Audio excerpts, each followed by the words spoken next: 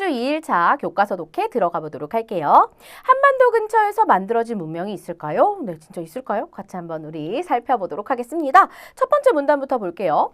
마치 바둑판 위를 걷는 것 같아. 어디가 그럴까? 바로 인더스강에서 시작된 인도 문명의 도시 유적, 바로 모헨조다로에 가면 우리가 그런 기분이 들지 모른대요. 아, 인도 문명은 인더스강에서 시작이 되었고 거기에 도시 유적이 있구나. 유적이라는 건 뭘까요? 위치를 이동할 수 없는 역사적인 장소를 우리가 유적이라고 합니다.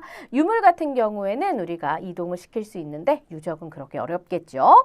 바로 모헨조다로가 그러한 대표적인 도시 유적인데 수천 년 전에 만들어졌어요. 그런데 그랬다고 믿기 어려울 만큼 매우 네모만 듯한 멋진 도시입니다. 그래서 바둑판 같다고 느끼게 되겠구나라는 거고요. 자, 왜 그렇게 만들어져 있냐면 자, 구운 벽돌로 만든 직사각형의 건물들이 있고 그 사이로 난 직선의 길들이 아주 질서 있게 자리하고 있대. 그래서 바둑판 위를 걷는 느낌이 들 것이다 라는 겁니다. 이런 모습은 바로 모헨조다로가 계획적으로 잘 만들어진 도시라는 사실을 보여준대요. 그냥 막 자연스럽게 만들어진 게 아니라 여기다가는 뭘 만들어야지, 이걸 만들어야지 딱딱 계획해서 만들었다라는 거예요.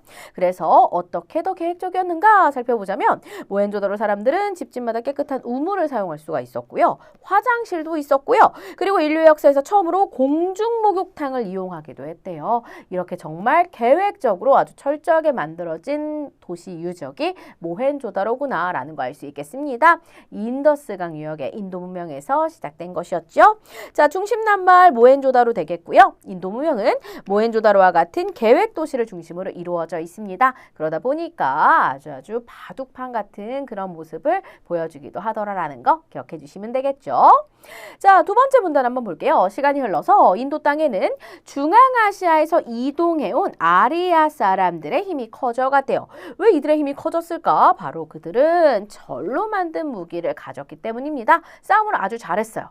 기존에 이제 인도 문명 사람들은 청동기를 가지고 있었는데 이들이 철을 가지고 오니까 더 강력한 무기겠죠. 그래서 더 잘 싸울 수 있었고 그래서 이들의 힘이 점점점 커져갔던 거죠. 그렇게 땅을 넓힌 아리아 사람들은 그 땅에 원래 살고 있었던 사람들과 자신들을 구분하고 싶어 했답니다. 그래서 엄격한 신분제인 카스트 제도를 만들어서 신분에 맞는 직업은 물론 행동까지도 정해놓고 사람들을 다스렸대. 정말 엄격하구나라는 거 알 수 있겠죠? 엄격하다. 말이라던가 태도, 규칙 같은 게 매우 엄하고 철저한 걸 우리가 엄격하다라고 표현합니다. 카스트 제도에 보면은 네 개 이제 신분이 있어요. 그래서 브라만이 있고요. 크샤트리아, 바이샤, 수드라 있어서 브라만은 이제 뭐 제사, 종교 이런 거 담당하고 크샤트리아가 이제 왕족이 군인들, 그리고 이제 바이샤가 일반 농민들, 그리고 수드라는 이제 천민, 그래서 노예들 이렇게 딱 나뉘어져 있었더라라는 것입니다. 그렇게 신분을 받는 딱 직업도 정해져 있었죠. 행동까지 정해놓고 사람들을 다스렸습니다. 그러자 원래 이곳에 살던 사람들이 불평을 했대. 뭐라고 하면서 굴러온 돌이 박힌 돌을 배려한다라고 했대요. 그죠? 자, 어떤 뜻이에요? 들어온 사람이 원래부터 오래전부터 있었던 사람들을 이제 내모는 걸 우리가 굴러온 돌이 박힌 돌을 배려한다 라고 표현하지요. 즉 굴러온 돌, 아리아 사람들이 박힌 돌이었던 원래 살던 사람들을 배려한다라는 뜻이라고 할 수가 있겠습니다. 자, 두 번째 문단 바로 카스트 제도였죠. 그죠? 아리아 사람들이요. 인도 문명이 있었던 지역을 차지를 합니다. 그러면서 엄격한 신분제인 카스트 제도를 만들어서 그 땅에 원래 살고 있었던 사람들과 자신들을 구분하려 했더라라는 거 기억해 주시면 되겠습니다. 이번은 세 번째 문단이에요. 이제 중국으로 가보도록 하겠습니다. 중국 황허강 유역에서도 문명이 발생을 해서 크고 작은 나라들이 나타났대요. 그 중에 상나라는 청동으로 만든 무기를 써서 힘이 강했대요. 그리고 상나라 사람들은 나라의 중요한 일을 결정할 때마다 점을 쳐서 신에게 뜻을 물었답니다. 전쟁에서 이길 수 있을지 점을 쳐야겠으니 거북이 배 딱지를 가져와라. 그래서 여기에다가 점을 친 거죠. 그죠? 자, 상나라의 왕은 사람들이 앓고 있는 병을 어쩌면 좋을지 혹은 언제 사냥을 나가야 할지 등등 많은 문제를 점을 쳐가지고 알아봤대요.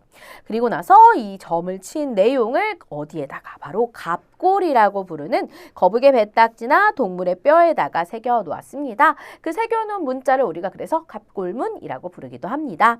자, 그리고 이렇게 뭔가 점을 쳐가지고 그대로 이제 행했던 거잖아. 이를 통해 신과 비슷하게 여겨졌던 상나라 왕의 모습도 엿볼 수 있대요. 즉, 상나라 왕이 직접 신에게 물어봤고 나는 신이 가르쳐준 대로 그대로 통치하는 거야. 내가 지금 하고 있는 게 신이 말하는 거 하고 있는 거야. 이런 식으로 비슷하게 여겨졌더라라는 것입니다. 자, 세 번째 문단은 바로 중국 황허강 유역에 있었던 중국 상나라에 대한 내용이었지요.